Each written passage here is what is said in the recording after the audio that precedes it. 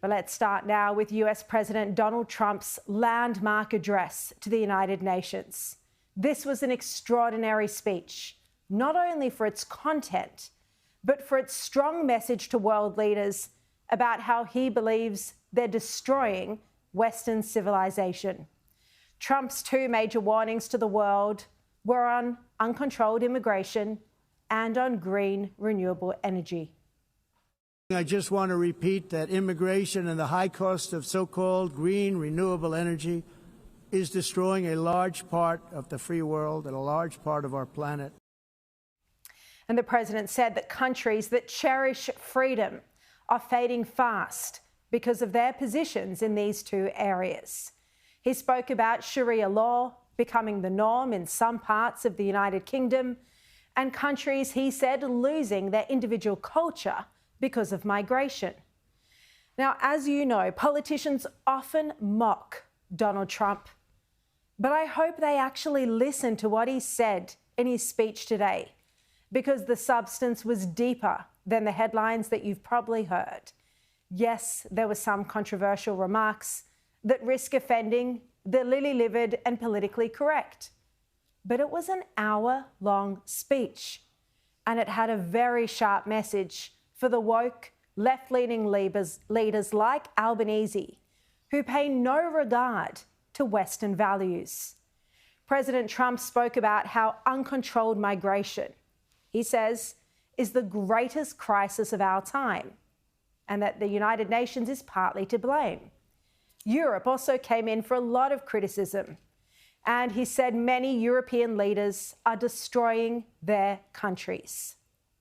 I encourage all countries to take their own stand in defense of their citizens as well. You have to do that because I see it. I'm not mentioning names. I see it, and I can call every single one of them out. You're destroying your countries. They're being destroyed. And while we will always have a big heart for places and people that are struggling and truly compassionate, answers will be given. We have to solve the problem, and we have to solve it in their countries, not create new problems in our countries. And we are very helpful to a lot of countries. The president claimed there was even Sharia law in some parts of London.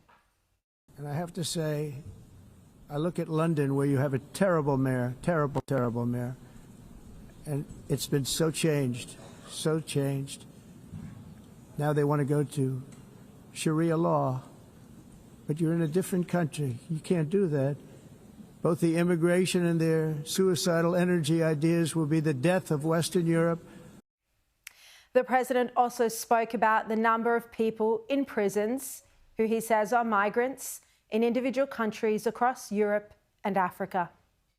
When your prisons are filled with so-called asylum seekers who repaid kindness, and that's what they did, they repaid kindness with crime.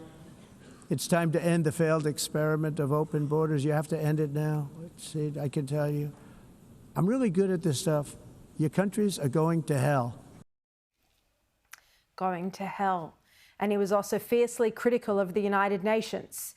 He said the body, meant to protect world peace, has not helped end any of the 7 wars that he'd negotiated.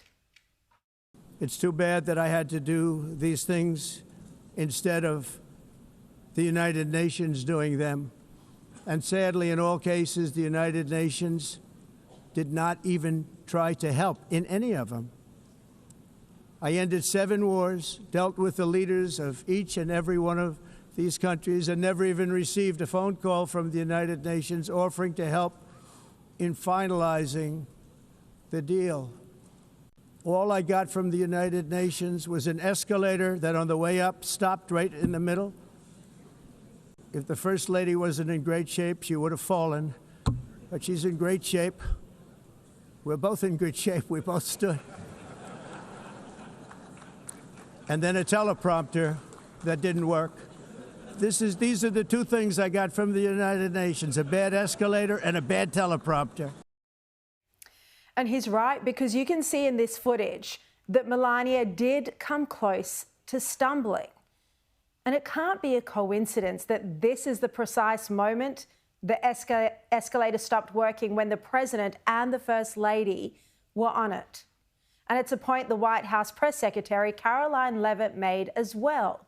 She said on social media, if someone at the UN intentionally stopped the escalator as the president and First Lady were stepping on, they need to be fired and investigated immediately. But as you heard there when Trump spoke, he turned the incident into a moment of comic relief during his speech, while still driving his point home. And his address was, in parts, entertaining and even hilarious. There were many moments throughout the hour-long speech when the hostile audience at the United Nations couldn't help but laugh. And he also got a laugh when he said he didn't mean to be braggadocious. But I suppose if he doesn't outline his own achievements, then who will? And so list them he did, braggadocious or not. Now, on the Middle East, on Israel, Trump showed what is now rare moral clarity within the walls of the United Nations. Speaking at the body where many nations, including Australia, had just days earlier voted to recognise a Palestinian state, well, Trump made it clear that this was a reward for the barbaric terrorism of October 7. Now, as if to encourage continued conflict, some of this body is seeking to unilaterally recognize a Palestinian state. The rewards would be too great for Hamas terrorists for their atrocities. This would be a reward for these horrible atrocities. And Trump also in this section of his speech called for the release of the hostages, not a couple of hostages, not dribs and drabs, but all of them.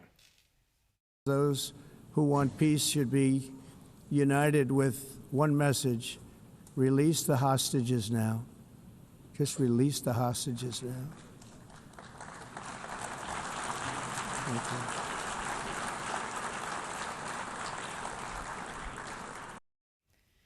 Isn't it wonderful to hear the loud applause for Trump's call to bring the hostages home now?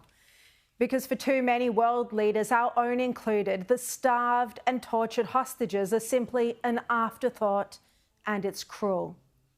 Then on the war, Russia's war in Ukraine, Trump spoke about the absurdity of other nations buying Russian oil, and he singled out China and India over this. And he said also that he'd recently discovered that some NATO nations were doing the same. Think of it. They're funding the war against themselves. Who the hell ever heard of that one? I mean, it was a great line, but an important point. Russia can't be defeated while it's raking in millions, if not billions, for its oil. Money that, of course, funds weapons used against Ukraine. Now, you may not agree with all of what Trump said on energy, but it gives you pause for thought. And he even acknowledged, rare, that what he was saying on renewables wasn't politically correct. He spoke about the hypocrisy of those who preach a low-carbon footprint being among the highest emitters in the world. And he gave a great example of Joe Biden flying to Hawaii on a fuel-guzzling jet to play golf. The carbon footprint is a hoax made up by people with evil intentions. And one of the points he made was on the money being made behind renewable energy. This is often ignored, those getting rich from it. He also spoke about the hypocrisy of the Paris Accord, which he called a scam. And he explained how China was manufacturing solar and wind products, but still relying themselves heavily on coal. And instead, he said they're exporting the renewable products, the solar and wind, for profit. Now, Trump didn't mention Australia specifically, but of course, we are the classic example of this. They build them, but they have very few wind farms. So why is it that they build them and they send them all over the world, but they barely use them? You know, they use coal, they use gas. The president also spoke about how windmills and solar farms are taking away farmland and ruining the countryside in places like Scotland. And he contested entirely the climate narrative. In 1982, the executive director of the United Nations Environmental Program predicted that by the year 2000, climate change would cause a global catastrophe. He said that it will be irreversible, as any nuclear holocaust would be. All of these predictions made by the United Nations and many others, often for bad reasons, were wrong. They were made by stupid people that have cost their countries fortunes and given those same countries no chance for success by a global increase of 54%. Much of it coming from China and other countries that are thriving around China, which now produces more CO2 than all the other developed nations in the world. Then on another topic, I was pleasantly delighted to hear the President speak strongly about taking action on risky research into viruses that could be used as bioweapons.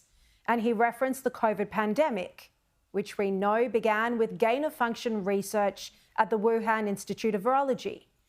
And Trump said that even after the pandemic, many countries are still continuing this risky, dangerous research. Just a few years ago, reckless experiments overseas gave us a devastating global pandemic. Yet despite that worldwide catastrophe, many countries are continuing extremely risky research into bioweapons and man-made pathogens. And he said that AI might be able to help with tracking down countries that breach agreements in this area of biological weapons.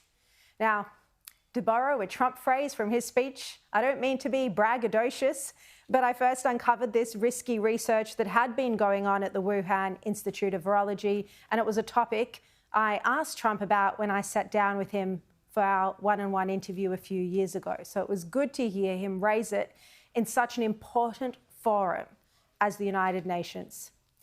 Now, one of his closing points to finish up, Trump spoke about the importance of personal relationships with world leaders.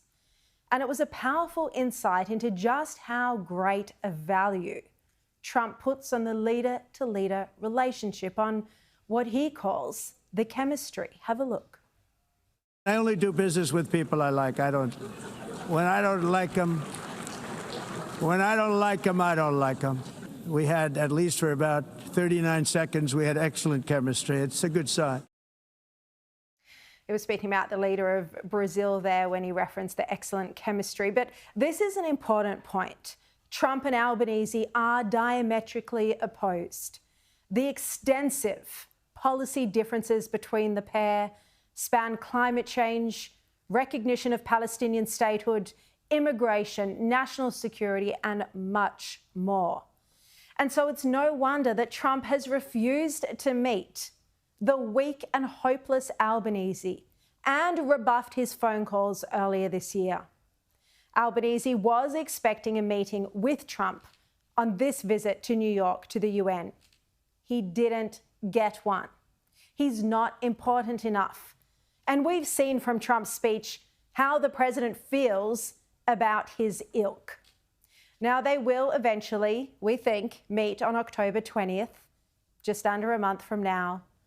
But that will be nearly an entire year since Donald Trump won the presidential election in November last year. It's unheard of for the leaders of America and Australia to have such a poor professional and personal relationship. And this is entirely owing to Albanese's disastrous radical left policy platform that Donald Trump can absolutely see through.